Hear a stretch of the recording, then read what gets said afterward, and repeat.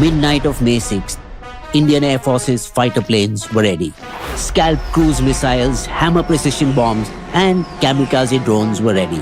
For the last 12 days, in a secret control room commanded by NSA Chief Ajit Doval, a special team of defense forces was planning, completely focused on gathering precise intelligence on terrorist camps within Pakistan and POK. 2 weeks ago, the bloody terrorists had said, "Go tell Modi." तो जाके मोदी को बता. The Prime Minister's message was clear. देश की बेटियों की सिंदूर की कीमत तुम्हें चुकानी होगी Pakistan. A mission to avenge and get justice for the Indian women who lost their husbands in the deadly Pahalgam terror attack. Operation Sindoor, a unique tri-services operation of the Air, Navy and Army. May 7th between 1 and 1:30 a.m. 24 strikes by our fighter jets and drones blasted 9 centers of terrorist groups LET, Jaish and Hizbul Mujahideen, 4 in mainland Pakistan and 5 in POK, killing over 70 terrorists and injuring 60 of them. Most importantly, Markaz Subhanallah camp in Bahawalpur, the main headquarters of Jaish-e-Mohammed, the perpetrators of the 2019 Pulwama attack. With it, Abdul Rauf Azhar, brother of Masood Azhar, mastermind of the IC-814 hijacking and one of India's most wanted. And inside Masood Azhar's residence, 10 members of his family and 4 close aides. Then, LET headquarters in Murid Ke, where perpetrators of the 26/11 Mumbai attacks, Ajmal Kasab and David Headley were trained. Shawain Allah camp in Muzaffarabad, POK, an LET training center which had a hand in the Pahalgam attack and the earlier Sonmarg and Gulmarg attacks in 2024. Also gone in smoke, Markaz Abbas, 13 kilometers from the LOC. This LET camp trained Fidain suicide attackers. Next morning, May 7th, 10 a.m., matching the symbolism of Operation Sindoor, 2 female officers, IAF Wing Commander Vyomeka Singh and Colonel Sophia Qureshi of the Army, jointly briefed the media, signaling Hindu-Muslim unity as well. Colonel Sophia was the first woman commander of the Indian Army contingent at Force 18, where other ASEAN countries' contingents was led by men. In November 2020, Wing Commander Vyomeka led a key rescue mission in Arunachal Pradesh, navigating through harsh weather and high altitudes. After the Uri attack, a surgical strike was done after 12 days. After Pulwama, the Balakot strike was also done 12 days later. And now after the Pahalgam incident, Operation Sindoor has been 14 days later, the largest strike of them all. A flustered Pakistan and its internet bogies tried to spread news about shooting Rafale and Indian Army bases, but PIB quashed it as false. Just after an hour, a frustrated Pak Army started heavy shelling from across the LOC. That unfortunately killed 15 Indian civilians, including 4 children and also a soldier in India's border villages, leading to collateral damage for our country as well. The best part is that the IAF conducted the operation without entering Pakistani airspace, as Scalp missiles have a range of over 250 kilometers, while Hammer has a 50 to 70 kilometer range, and kamikaze drones or loitering munitions are GPS enabled. With the deepest hit being Jaish-e-Mohammed headquarters in Bahawalpur, 100 kilometers inside Pakistan, it was within range of the new tech. Even though in Operation Sindoor, India didn't target any Pakistani military installations, to be true to its resolve to de-escalating the crisis. Yet on the night of May 7th and 8th, Pakistan's retaliatory drones and missiles moved towards Indian Army installations in 15 cities. But India activated its Sudarshan Chakra, the S-400 air defense system that smashed them. Then used Harpy drones to neutralize Pakistan's HQ-9 missile launchers, air defense systems in Lahore to stop Pakistan from escalating. On the night of May 8th, Pakistan tried to launch another drone and cheap Hamas rocket-style attacks on Indian Army installations in Jammu, Punjab, Rajasthan, but their actions were brilliantly foiled once again. But how did India keep up the pressure on Pakistan in the last 2 weeks that led to the operation? How did terrorists plan and exploit security lapses in the first place? How India is correcting that and chasing them out of their hideouts? This is our Pahalgam Part 2. Tensions had begun just a few hours after the Pahalgam attack. The IAF had started conducting Akraman drills with Rafale jets, while the Indian Navy's missile destroyer INS Surat tested a surface-to-air missile successfully. Pakistan had started sweating as it put its military on full alert, started a naval live-fire exercise, a missile test in the Arabian Sea, and its systems are closely tracking any Indian aircraft movement. Pakistan's unprovoked fire and shelling across the LOC and Indian Army's fierce retaliation has been continuously going on since the day of the attack. However, it was India that pulled out its diplomatic Brahmastra, turning off the Indus water tap, which can potentially leave 80% of Pakistan high and dry, especially millions in Punjab and Sindh who rely on agriculture. A bold step because it's a 1960 treaty that has stayed put through wars and many big terrorist attacks.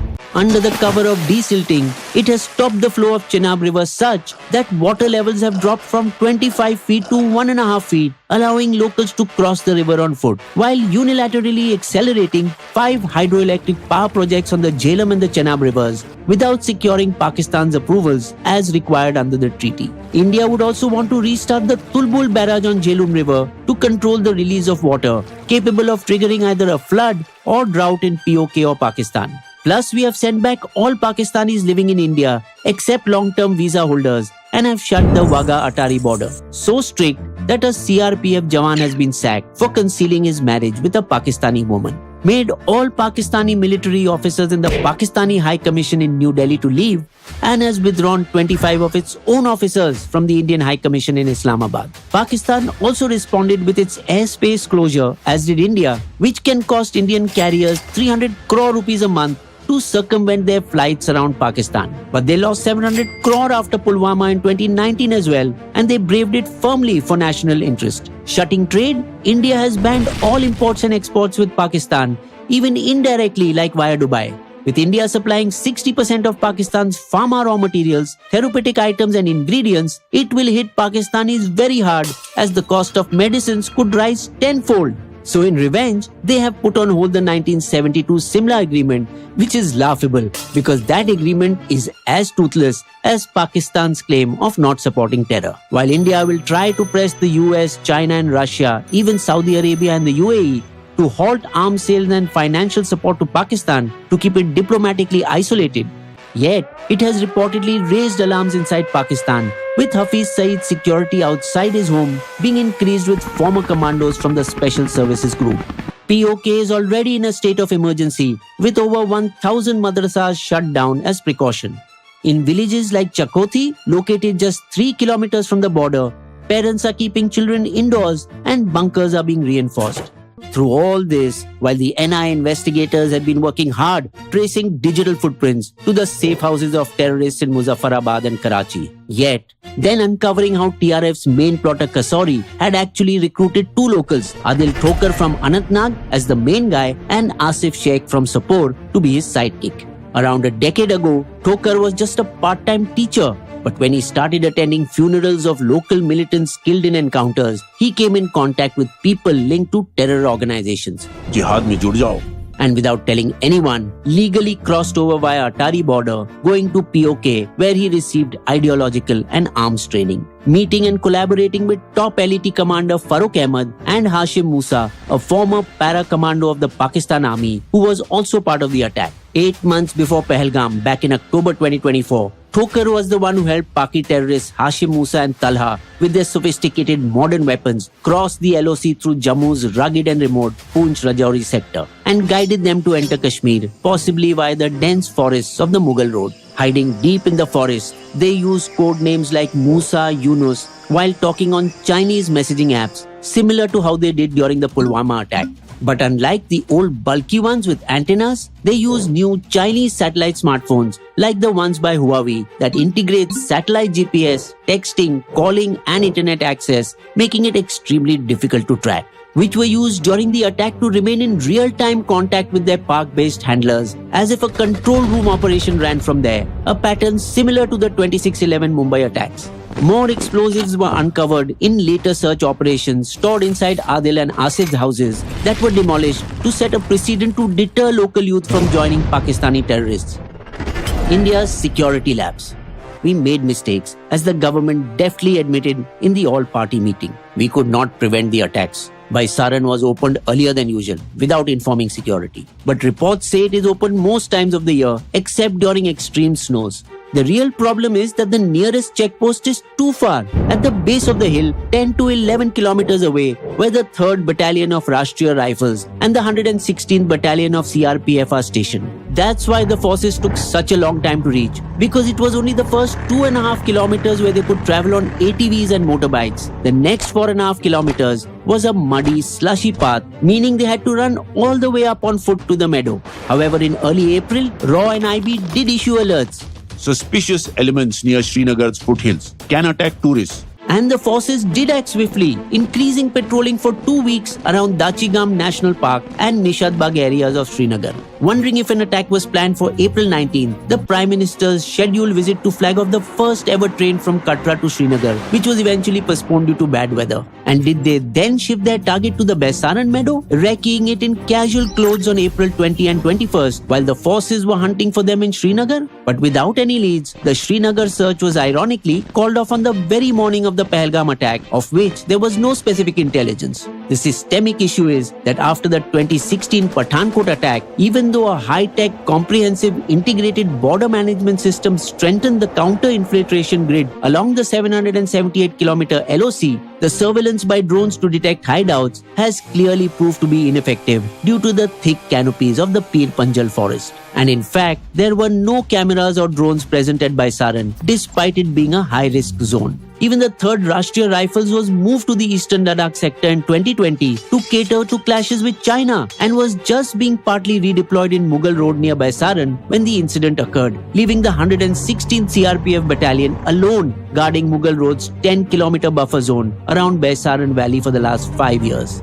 Terrorists exploited these security vacuums and started to build even more hideouts in the dense forests and natural caves of the vulnerable Pir Panjal ranges, clearly showing the challenge of how the two-front border confrontation has divided and overstretched our security resources. On top of that, the government freezing defense hiring during the pandemic led to an overall deficit of 120,000 personnel in the army. Corrective measures are being taken, with 17 to 18 vulnerable points in Pahalgam being secured with CRPF pickets and drone surveillance. And the 72nd Infantry Division replaces Rashtriya Rifles in Ladakh so that it can be fully redeployed to Jammu, which is great but a little late. Yet, there really isn't any substitute for good old-fashioned regular patrolling in the forest and having local informants on the ground. Cat and mouse game. When Pakistani terrorists stole a couple of phones from tourist dead bodies, it became a small yet important digital crumb that security agencies started following, helping to locate the terrorists in the forest near Hapatnar village in Anantnag. Unfortunately, before forces could reach, they managed to escape by taking advantage of the dense terrain. Days later, the security forces again intercepted them and a brief firefight erupted in Kulgam's woods. Yet the terrorists melted away again like smoke in a storm. Though unlike earlier, when terrorists would forcibly stay and eat at villagers' homes, the desperate attackers have been storming homes at dinner time, seizing rotis and rice and fleeing before forces can track and hunt them down.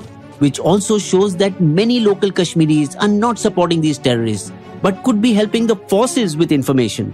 In fact, protesting with candlelight marches, which never used to happen before. Indian naval officer Lieutenant Vinay Narwal's wife, whose heartbreaking image went viral, came out in support of them. There should be no hatred towards Muslims or Kashmiris. Making her a target yet again, this time abused by trolls. But in the end, the government sent a message of Hindu-Muslim unity by making a Hindu and Muslim female officer as the face of Operation Sindoor, which was a commendable strike that will make Pakistan think twice before trying another terrorist attack. We hope that the direct perpetrators of the attack are caught soon enough. Thankfully, what was turning into a deadly war between two nuclear-armed nations has finally reached ceasefire and hopefully to peace now. Bisbo's Limerick. In silence the mountains had cried as brave sons of India died. But Sindoor struck back with fire and track, and justice flew in with the tide. You will also find these sources listed in our video description section.